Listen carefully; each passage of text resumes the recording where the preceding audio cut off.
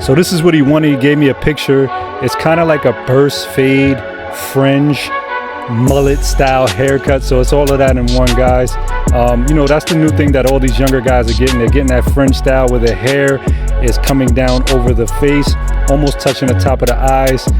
You know, that's like a new thing. If you guys are cutting hair out there, if you see people walking around, all these young guys are getting this haircut, guys. So the first thing we're doing here, clearing out the bulk. Now I am using the JRLs. I'm in love with these things. You know, you guys been watching this channel, you know I used to use the Wools. I went from Masters to Wool, and these JRLs, man, they're good like through wet hair. So what I'm doing here is basically grabbing a comb and doing clipper over comb just to clear the sides. First thing we did was put a number 2 on the side, cleared the bulk, and then anything hanging over, I just went ahead and cleared it with the comb. Now we're gonna start our skin line. Again, this is going to be a burst style fade. So what we're doing is basically an upside down C. All right, we're clearing that skin line out with an upside down C. And we're leaving the back alone because he wants to let that grow out a little bit, sort of like a mullet in the back, if that makes sense. So what we're gonna have is a burst fade, fringe on top, mullet, okay guys? And a lot of this hair cutting derives from the European style haircut. It's just getting here to the US. A lot of these guys in Europe have been rocking hairstyles like this for a very long time. We're doing the same thing on this side. We're just you know, starting our C upside down because again it's a burst fade, so you're gonna have that more like a C hook. Okay, now we're gonna grab that number 2 guard again and just start to blend in the area, guys. And we're just gonna start our fade, give it a clear surface. We want to have that clear you know, area so we can work, so we can fade. Now you can see I'm not going all the way down to the bottom of his hair. I'm just kind of stopping right here because I don't want to go into that area because again he's letting that grow out, and pretty much he's going to let that grow into a mullet like we said. So now we jump down to our 1.5. Okay, and then we're gonna fade into that number 2. We started with a close, then we start to open up our lever and fade into that number 2. As you open up the half guard, it turns to the number 2. If you guys been following my channel, you know that. If not, go ahead and go look on our channel and see how do clipper guards work, how are they used. Same thing on this side, you can see I'm staying in that area.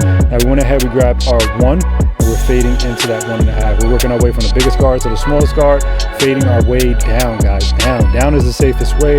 If you try to fade up, you might make mistakes unless you're already a pro. But if you're just learning, I recommend fading down so you won't leave any lines, okay? So we're doing that on each side, staying in that area. You can see the top is hanging over his head. It's perfect, looking good. And the magic is going to start to take place as we start to get lower into this fade, okay? So the same thing over here, just shaping it out a little bit and making sure that it's clean. I'm using my clipper kind of a freehand for anything that's hanging over the side. I want that to be a flat area, guys. So now I jump down to my half guard and I'm fading into that 1. As I get higher, I'm opening it up. Smaller strokes, guys. It's all about the smaller strokes. Don't open up the blade. Don't go up too high with the machine, okay? So we drop down. We took our half guard off and we're doing our skin. So we're gonna get out that skin line.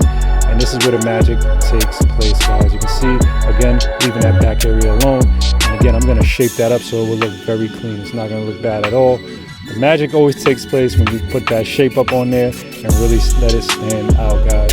You see what we have on that side. We're doing the same thing here. Half guard, okay? And then we're gonna take off that half and completely skin it out, guys. And that's what it's all about.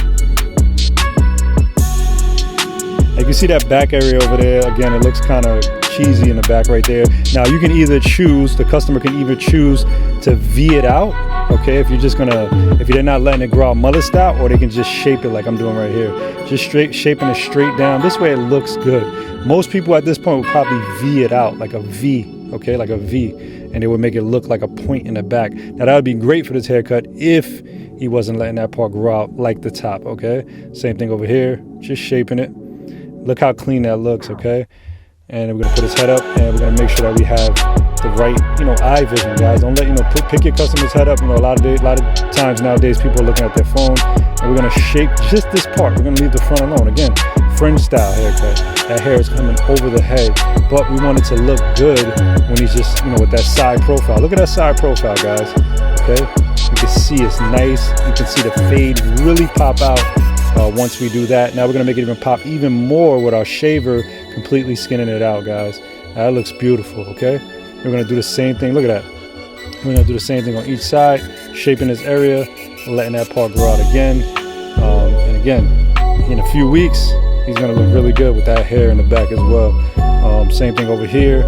We're gonna shape up the top corners, okay? Just the back and the top corner.